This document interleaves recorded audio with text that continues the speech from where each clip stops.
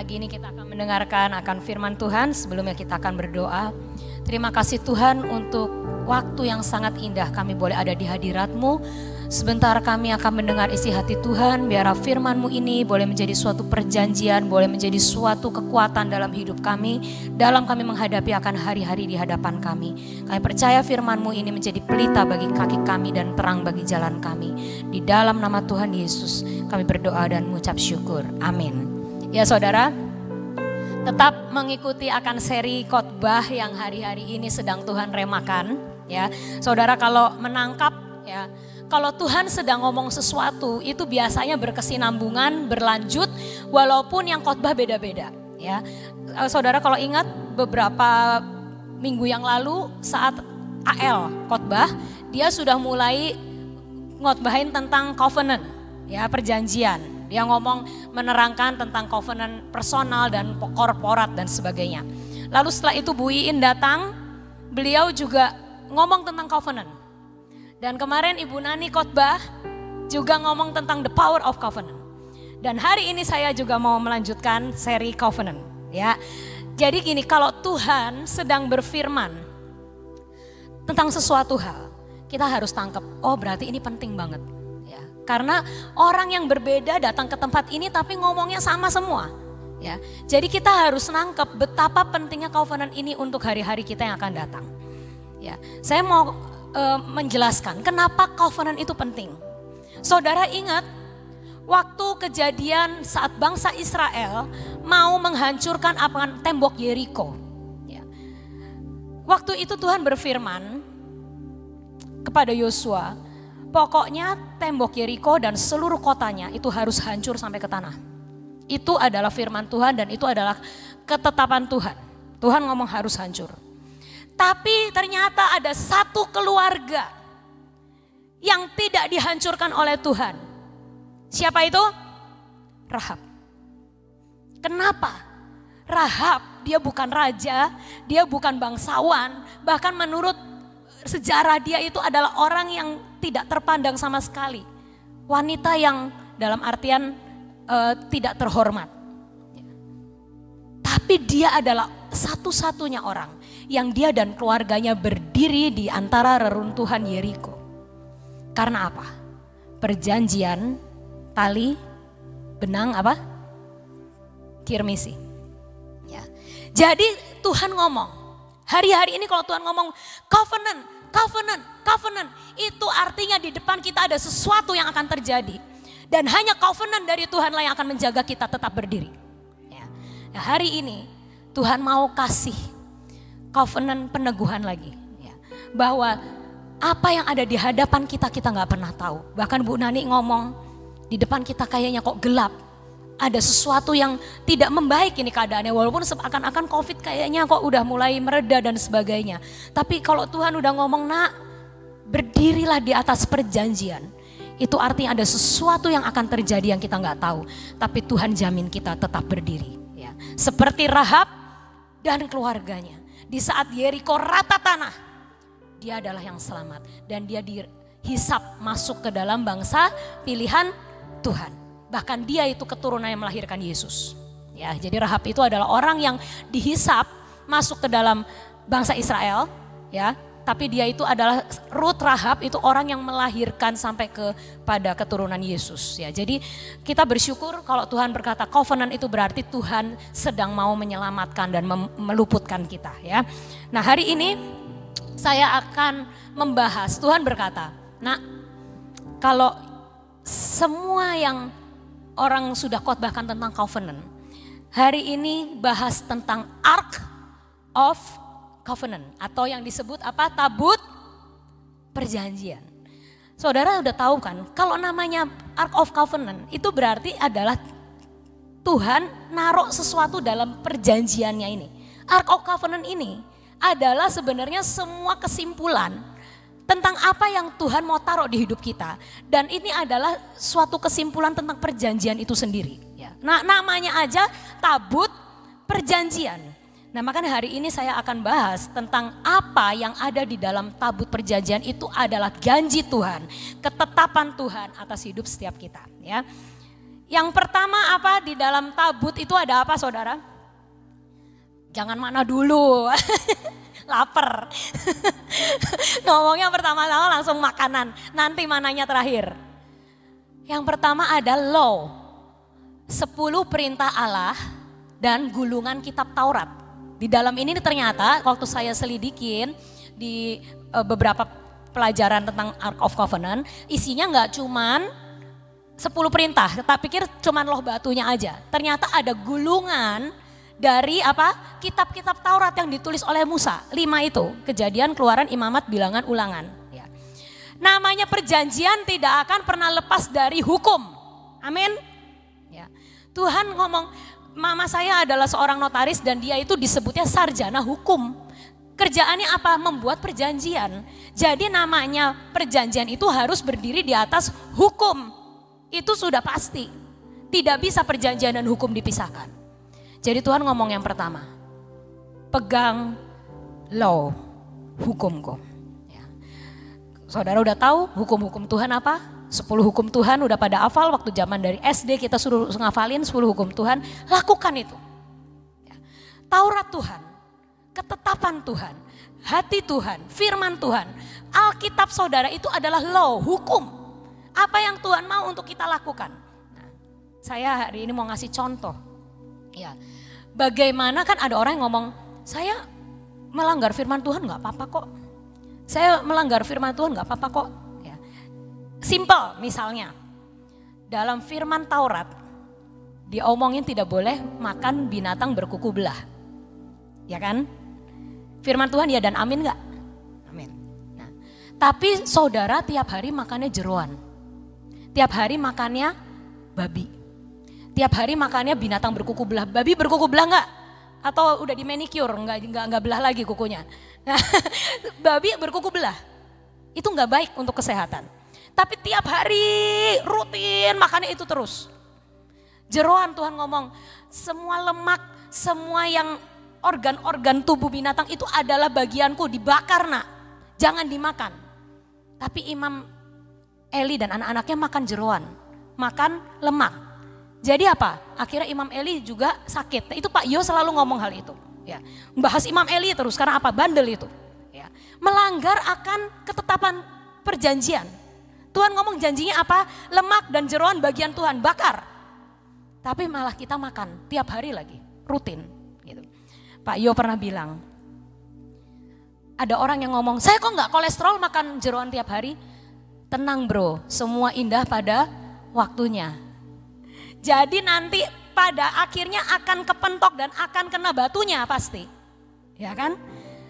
Ini saya pernah mengalami kemarin. Ya.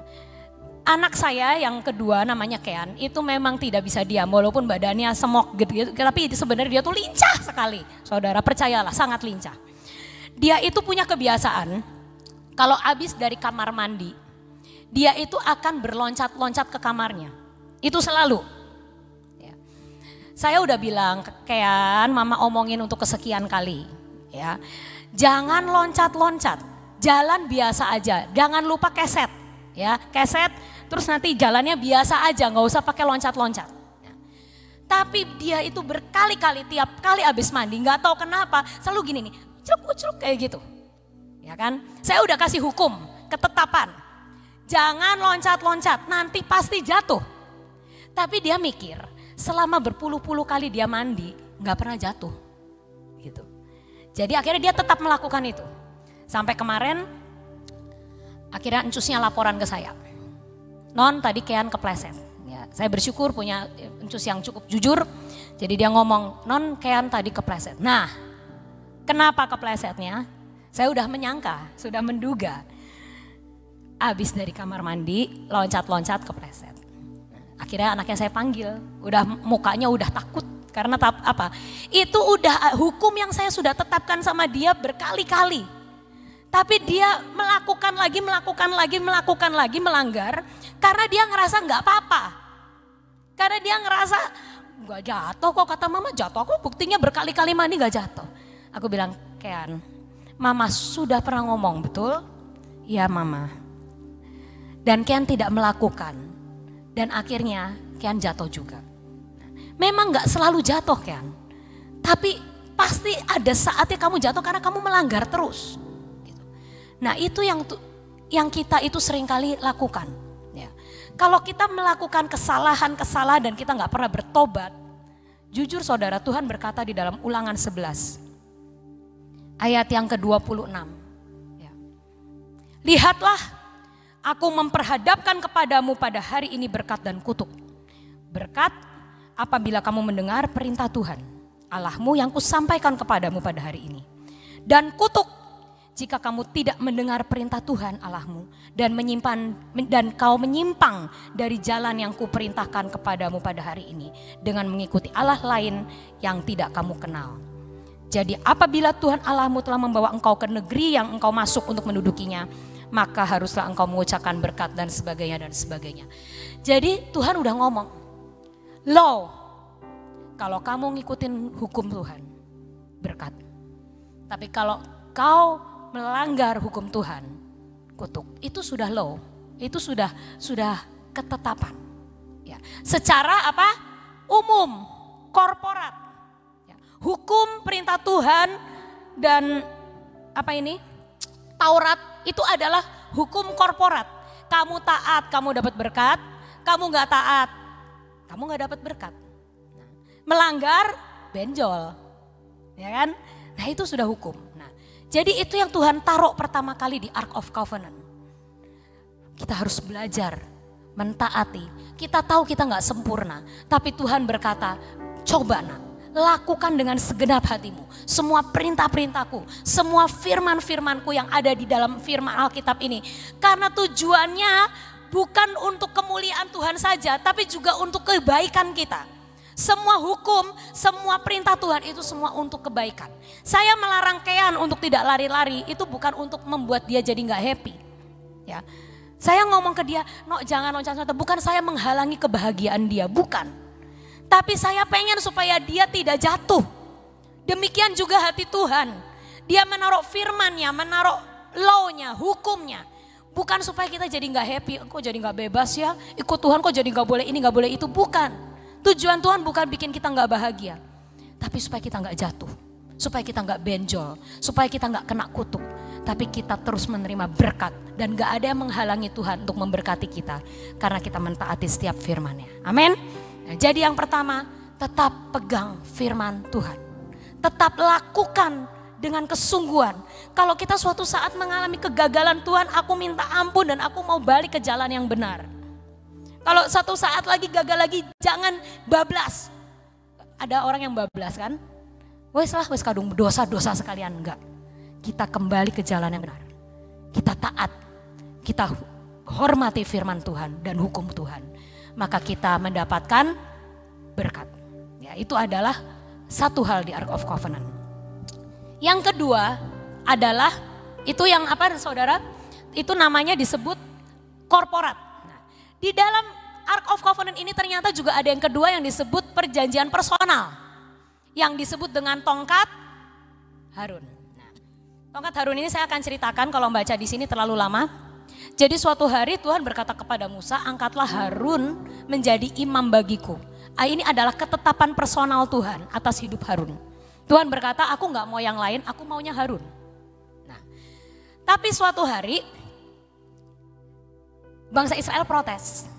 Ternyata bangsa Israel emang tukang protes. Masalah imam aja protes dia.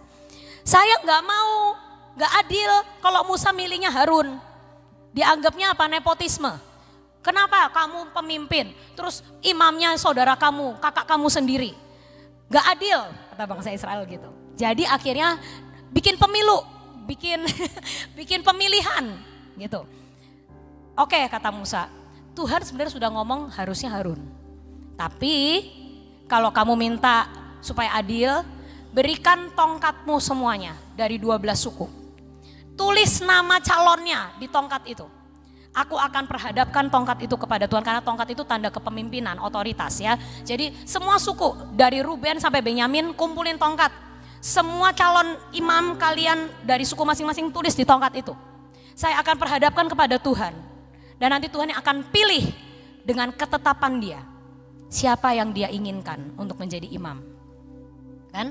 Lalu saudara tahu setelah semua 12 tongkat dikumpulkan, besok paginya yang mengeluarkan mujizat tongkat siapa? Harun.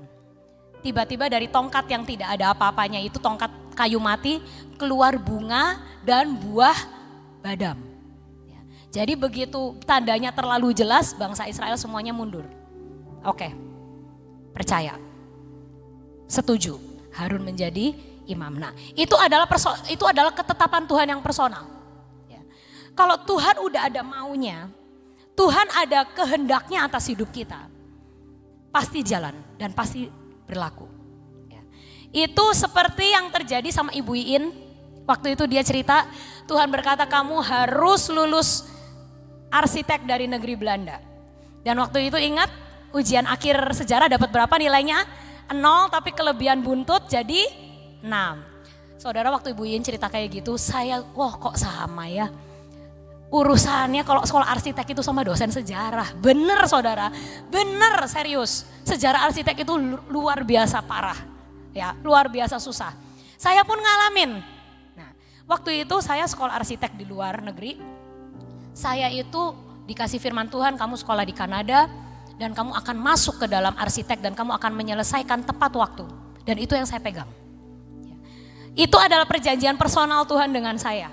Lalu saya ngomong suatu hari waktu tahun pertama mau masuk tahun kedua itu masuk penjurusan. Waktu tahun pertama semuanya pelajarannya umum, lalu tahun kedua mulai penjurusan arsitek. Lalu saya dikasih tahu sama teman saya, Sofi kamu tahu betapa susahnya masuk arsitek di Kanada ini? Karena kampus kita itu arsitek terbaik, salah satu arsiteknya terbaik. Kedua, kamu itu adalah student international. Jadi kamu hanya punya kesempatan 3% dari 100 murid untuk masuk ke dalam jurusan ini. Kamu yakin kamu tetap mau jadi international? Kalau kamu jadi citizen Kanada, kamu dapat kesempatan 97% untuk masuk. Tapi kalau kamu international student, kamu cuma 3%, artinya kamu bersaing dengan mahasiswa dari Jepang, Taiwan, Korea dan lain-lain itu untuk menempati 3 besar ini untuk masuk ke arsitek. Saya tuh lemas saudara. Saya memang lumayan pintar, tapi nggak pintar-pintar banget gitu loh, nggak yang genius gitu. Jadi saya ngomong ke mama, mama tahu nggak sih arsitek ini butuh kesempatan hanya 3% untuk saya masuk. Kalau saya nggak bisa masuk, ngulang lagi tahun depan. Kalau nggak bisa masuk lagi, ngulang lagi tahun depan. Sampai saya bisa berhak menempati yang 3%, artinya 3 orang dari 100 karena siswanya hanya boleh 100 tiap angkatan. Mama saya, aduh non, ini udah bingung ngurusnya. Kalau mama mau ngurus citizen atau mau ngurus green card, ya itu lama lagi, nggak bisa cepat. Dan dana yang diperlukan sangat banyak. Udah kamu doa sama Tuhan. Waduh. Jadi saya akhirnya pegang perjanjian personal itu. Tuhan, Engkau yang nyuruh aku sekolah arsitek di Kanada. Engkau yang nyuruh aku masuk. Dan aku gak ngerti sebelumnya tentang aturan 3% ini. Tapi aku percaya kalau Engkau bertindak dan Engkau punya ketetapan pasti terjadi dalam hidup saya. Nah akhirnya saudara, saya udah pernah cerita di sini kayaknya, tapi saya ulang lagi ya. Karena ini tentang ketetapan personal. Saya itu akhirnya waktu itu ada 5 besar yang nilainya tertinggi di angkatan saya. Jepang, Korea, Indonesia saya, satunya Cina apa Taiwan gitu saya lupa. Yang nomor 1 ini Jepang, orang paling pinter di angkatan saya. Jepang, Korea, Indonesia, Taiwan. Saya nomor 4. Nah, secara nilai harusnya itu yang keterima siapa? Karena 3% jadi 3 orang kan. Harusnya si Jepang, Korea. Tapi tiba-tiba saat dosennya lagi berkumpul untuk menentukan tentang siapa yang boleh masuk. Ada satu orang yang iseng ngomong, kok nggak seru ya? Jepang, 2 dari Korea. Bagaimana kalau kita campur supaya negaranya beda-beda semua international studentnya? Dah yang Korea 1 ini nomor 3 didepak digantiin yang nomor 4. Saudara, jadi saya masuk itu. Bukan karena kepandaian, kepintaran, kemampuan. Tapi itu karena perjanjian Tuhan. Kalau engkau akan menyelesaikan semua pada waktunya agar namaku dipermuliakan. Yang kedua saudara, saya berhadapan dengan namanya dosen sejarah. Percayalah sejarah arsitek itu mengerikan saudara. Karena saudara harus belajar bangunan bersejarah dari seluruh dunia dan bentuknya mirip-mirip semua. Ya kan? Saudara kalau ngelihat namanya gereja di Eropa, itu kan mirip semua. Depannya pasti ada itu loh kaca bulat itu, kaca patri bulat. Bentuknya mirip. Dan saudara tahu kalau dosen sejarah saya itu killer. Dia kalau ulangan gak pernah ngasih lembar soal. Lembar soalnya cuma kertas putih. Semua dibagiin kertas putih. Lalu dia akan taruh di infocus. Jebret gambar satu gereja. Tulis nama gereja ini, pendirinya, tahun berdirinya, stylenya apa, dan tulis sampai satu lembar itu penuh. Udah, ulangannya cuma gitu. Nanti slide kedua, cepret gambar. Tulis di baliknya, satu lembar penuh tentang bangunan ini. Saudara, saya sih gak dapat 0. Bu In dapat 0 kan, saya lumayan dapat 4. Ya. Dapat 4 tuh apa ongkos nulis kayaknya. Ya, karena saya nulis, saya berusaha nulis ngarang, gak tahu ngarang apa. Mungkin dosennya kasihan ya udah kasih 4. Mentok nilai saya cuma 4, tiap kali ulangan. Lalu saya tanya ke teman saya yang Kanadian asli, yang orang Kanada. Kamu dapat berapa? Dapat 5. Oh, yang orang Kanada baik dapat 5. Saya international student dapat 4 ya udah bagus lah. Ya kan? Nanya lagi, mentok yang terpintar di kelas dapat 6. Saya bilang Tuhan, ini kalau saya terus menerus menghadapi ini, saya lulus semua kecuali sejarah gak akan lulus. Tuhan, engkau kan ngomong aku tepat waktu harusnya sekolahnya. Perjanjiannya adalah aku akan menyelesaikan tepat waktu agar namamu dipermuliakan. Tapi kalau aku masih ngadepin dosen ini satu Tuhan, ora kelar Tuhan, pasti ngulang, pasti gagal. Karena ini dosen killer banget. Suatu saat di bulan Maret atau April gitu, di Kanada selalu ada yang namanya spring break. Ya, spring break itu adalah hari Paskah sebenarnya, Paskah tapi dijadiin liburan yang agak panjang. Biasanya orang bermain ski di spring break itu, antara main ski atau pergi ke daerah panas karena biasanya Januari Februari itu sangat dingin. Jadi mereka Maret itu biasa pergi ke daerah panas. Ya, jadi mereka liburan ceritanya, liburan singkat kayak 4-5 hari saja. Terus abis itu masuk lagi untuk melanjutkan kuliah. Nah, tiba-tiba setelah spring break berakhir, kita balik kuliah, ada pengumuman. Ya, anak-anak angkatan ini kita mendapat berita yang tidak enak. Karena dosen sejarah kalian mengalami kecelakaan saat ski. Sehingga dia kakinya patah. Waduh. Akhirnya, terus gimana? Gitu. Jadi, kelas sejarah ditiadakan selama semester ini. Kalian boleh ambil kelas sejarah di semester pendek. Dan nanti yang ngajar mungkin bukan dosennya, tapi asisten dosen. Saudara, waktu saya dengar berita itu saya tuh antara, ya saya tuh jahat ya, kok bersyukur ya dosennya patah kaki gitu loh. Tapi jujur saudara, aku sampai, Tuhan, kalau engkau sudah menetapkan, apapun caranya, engkau akan kerjakan. Sampai itu terjadi dalam hidupku. Saudara tahu, begitu saya ngambil semester pendek, asisten dosen yang ngajar, orangnya baik banget. Dia ngomong, saya tahu karena saya juga ngalamin kayak kalian. Pelajaran sejarah susah kan? Iya miss, susah miss, gitu kan kita ya gitu. Mulai hari ini, saya akan ngasih kalian cuman ujian pilihan ganda. Silanglah saudara, waduh itu ya seneng banget kan. Kalau rada gak tahu dikit juga bisa tanya Roh Kudus ya ABCD. Jadi saya waktu Tuhan ngomong tuh kan, kalau engkau berdiri atas perjanjian, apapun bisa aku lakukan. Karena engkau berdiri di atas perjanjian itu. Dan engkau yakin aku akan menyelesaikannya bagimu. Jadi akhirnya saya lulus sejarah dengan nilai sangat bagus saudara. Karena saya ngambilnya di semester pendek, itunya juga pilihan berganda, saya dapat 8 apa 9 gitu. Dan saya tahu nilai 8-9 itu bukan karena kuat gagah saya. Aslinya harusnya 4. Tapi Tuhan kasih jalan sampai akhirnya saya bisa mendapat nilai itu. sekali lagi, apapun persoalan kita, apapun pergumulan kita, Tuhan yang berjanji setia. Dia akan melakukan perkara yang ajaib. Dan yang terakhir adalah mana. Mana artinya apa? Penyertaan Tuhan di padang gurun. Tuhan berkata, di saat hidupmu yang paling sulit sekalipun, Tuhan sediakan mana, mujizat, sehingga engkau bertahan. Saya kemarin dikasih tahu sama teman, diceritain sama teman saya, dia seorang kontraktor. Dan saudara tahu betapa kontraktor interior design itu adalah suatu pekerjaan yang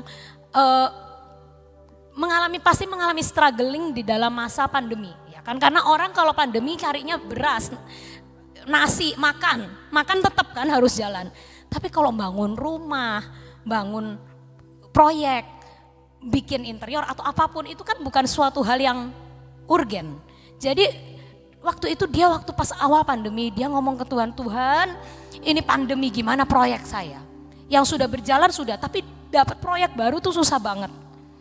Tapi ada tiba-tiba dia mengalami mana di dalam padang gurunnya. Suatu hari ada orang datang ke dia, ya di awal pandemi itu. Lalu orangnya berkata, saya mau bangun rumah. Ya. Tapi sekarang saya mau kasih ke kamu duitnya bukan DP. Loh, jadi gimana Pak? Saya akan kasih duitnya semuanya. Hah? Nah ini model klien gini nih langka saudara, nggak ada. Saya juga nggak pernah ngalamin kayak gitu. Ya, coba tanya Koheri yang ngerjain interior juga ada kok. Yang belum selesai, belum apa-apa, belum melakukan apapun, saya mau lunasin semuanya. Yang ada uang kita terakhir ditahan 3%. Benar? Retensi, ya kan? Tapi ini orang tiba-tiba aneh. Saya mau kasih kamu uang semuanya. Lunasin di awal, kamu kerjain aja. Jadi dengan uang itu dia akhirnya bisa menghidupi anak istrinya dan keluarganya melewati pandemi. Jadi Tuhan itu mengerti banget sih keadaan kita semua. Dan Tuhan berkata, tetap miliki Ark of Covenant ini dalam hidup setiap kita. Di saat kita lagi ngalamin gurun, kita ngomong, Tuhan ada perjanjian mana yang Engkau taruh di hidup kami. Saat kita lagi ngalamin kesulitan pribadi, Tuhan ada ketetapan yang Engkau akan lakukan dalam hidupku. Karena Engkau yang berjanji setia. Dan saat korporat kita berkata, aku pasti diberkati, tidak akan terkena kutuk karena aku berjalan dalam hukum-hukum-Mu Tuhan. Ya. Jadi ada hal-hal ini yang kita harus pegang supaya kita bisa bertahan. Amin. Mari kita berdoa dan kita siapkan akan minyak untuk mengurapi akan hidup kita.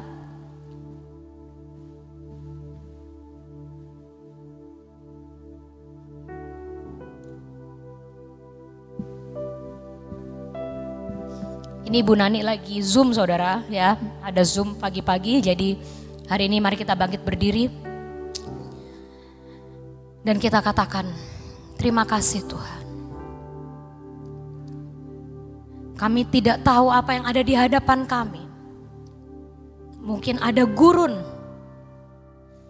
Mungkin ada kegelapan. Mungkin ada keruntuhan.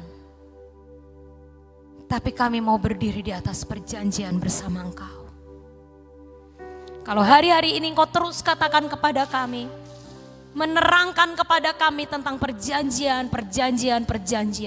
maka kami hari ini berkata, berdiri di hadapan-Mu Tuhan, kami mau menerima perjanjian dengan Engkau. Bahwa firman-Mu, hukum-hukum-Mu terus ada dan kami pegang. Bahwa ada ketetapan Tuhan, tongkat Harun dalam hidup kami.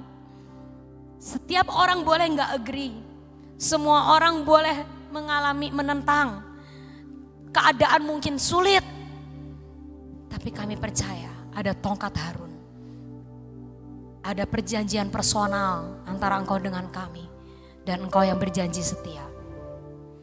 Dan saat kami ngalamin kesulitan dan kekeringan di padang gurun pun, mujizat dan penyertaan-Mu nyata lewat mana dan burung puyuh. Kami pegang Tuhan, akan Ark of Covenant-Mu dalam hidup kami. Biarlah kami terus Tuhan mengejar Engkau, mengejar akan Engkau, mencintai Engkau, mengerti hati Bapa, supaya kami menerima berkat dan bukan kutuk. Kami mau urapi akan kepala kami ini Tuhan. Urapi kepala kami ini, supaya kami tetap punya pikiran yang sepakat dan sejalan dengan Tuhan. Kami berdoa untuk mata kami, biar mata kami tidak melihat yang buruk, tapi kami punya mata rohani yang jelas. Seperti saat Elisa melihat akan pertolongan-Mu di gunung-gunung. Kami pun mau membuka mata kami untuk melihat pertolongan Tuhan yang akan datang tepat pada waktunya. Kami berdoa untuk telinga kami ini. Kau urapi telinga kami untuk selalu mendengar akan tuntunan-Mu. Berdoa untuk mulut kami. Kami tidak mengucapkan kutuk, kami tidak mengucapkan yang negatif. Tapi yang kami ucapkan adalah perjanjian-Mu dengan kami. Yang kami ucapkan adalah firman-Mu. Yang kami ucapkan adalah kebenaran-Mu Tuhan. Di dalam nama Tuhan Yesus kami urapi juga akan hati kami. Biar hati kami ini terus heart and soul dengan Engkau. Sejalan dan sepakat dengan Tuhan dan Raja kami. Kami tidak menyimpang ke kanan dan ke kiri. Tidak mencondongkan hati kami kepada yang lain. Tapi kami tetap memilih Engkau. Kami berdoa untuk tegar tengkuk kami. Kelemahan-kelemahan kami. Keraguan, kekhawatiran kami di dalam nama Yesus dipatahkan. Kami ganti dengan iman yang teguh. Kami berdoa untuk tangan kami ini Tuhan. Biar kami boleh mengerjakan seperti yang Engkau mau. Beri berkat-Mu supaya apa yang kami kerjakan semua berhasil. Kami berdoa untuk kaki kami. Biar kaki kami ini berjalan di dalam ketetapan Tuhan. Kami tidak menyimpang, tapi kami tetap ada di dalam jalan-jalan-Mu. Dan pelita bagi kaki kami adalah firman-Mu sendiri. Di dalam nama Tuhan Yesus, kami berdoa dan mengucap syukur.